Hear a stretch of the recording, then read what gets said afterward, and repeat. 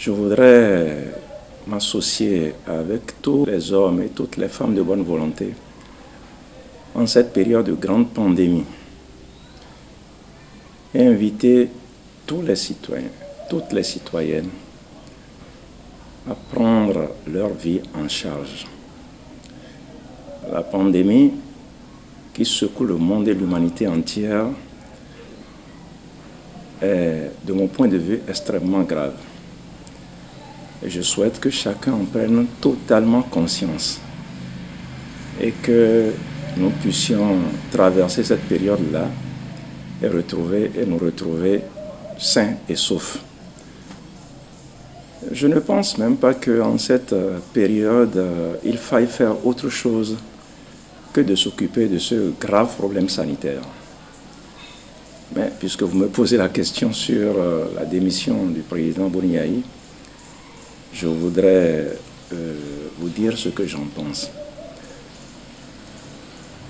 Moi, je pense que ça ne me surprend pas. J'ai été un peu même surpris que ça soit ce matin que le président Yayi Boni puisse prendre cette décision-là.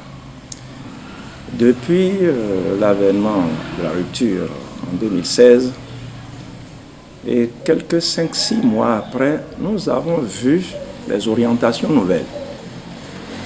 Et nous avons compris que ces orientations sont pour l'exclusion totale. L'exclusion totale. Moi, j'ai retenu personnellement que la démocratie était en péril. C'est 6-10 mois après que j'ai compris que notre démocratie était en péril. La démocratie n'est jamais définitivement acquise. Moi, je suis un démocrate. Je ne pense pas qu'il faille des illuminés pour sortir un peuple de son sous-développement. Non, c'est le peuple lui-même qui est capable de donner pouvoir et mandat à ceux qu'il pense utiles pour conduire sa destinée. C'est deux options différentes. Selon que vous êtes dans une option où vous pensez, vous croyez aux illuminés, c'est un autre choix. Moi, je suis de ceux qui pensent que le pouvoir doit devenir au peuple. Et si le pouvoir doit revenir au peuple, nous n'avons rien à inventer. Il y a la démocratie telle qu'elle fonctionne. Et depuis 1990, je crois que les acteurs politiques de mon pays ont mis en place un système qui a fait ses preuves. Et qui n'est sûrement pas sans défaut. Mais il faille le corriger en accord avec le peuple. Il faut le faire de façon démocratique aussi.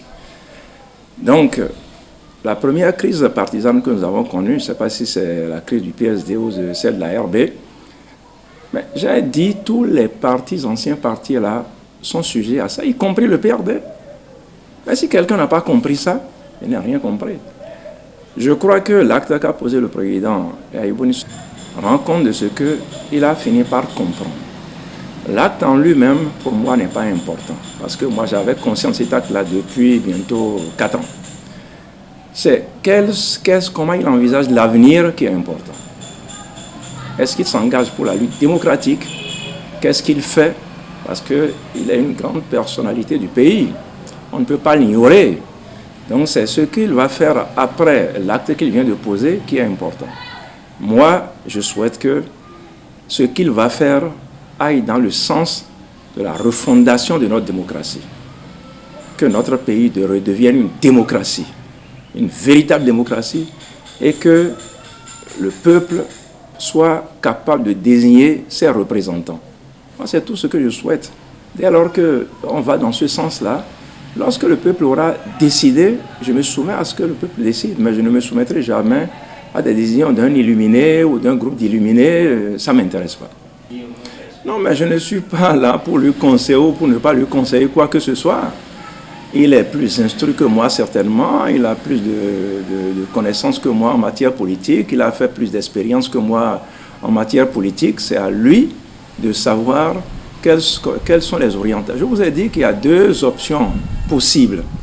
L'option qui pense qu'on peut confier le pays à des illuminés pour que tout le monde les suive, et l'option démocratique. Et je vous ai dit, moi, mon choix, c'est l'option démocratique. À cet instant-là, si les actes qu'il pose demain après-demain, montre qu'il va vers la consolidation de la démocratie, j'applaudirai. Donc, je n'ai pas de conseil ni à donner à qui que ce soit. Je dis ce que je pense. C'est ce que vous m'avez posé comme question. Je dis simplement ce que je pense. Mais je souhaiterais de tout mon cœur que, comme la majorité de la population de mon pays opte pour la démocratie, c'est ce que je constate, que le président, qui n'est pas des moins, il a dirigé quand même ce pays pendant 2 mandats, qu'il comprenne que le peuple qu'il a dirigé veut de la démocratie et qu'il accompagne ce peuple.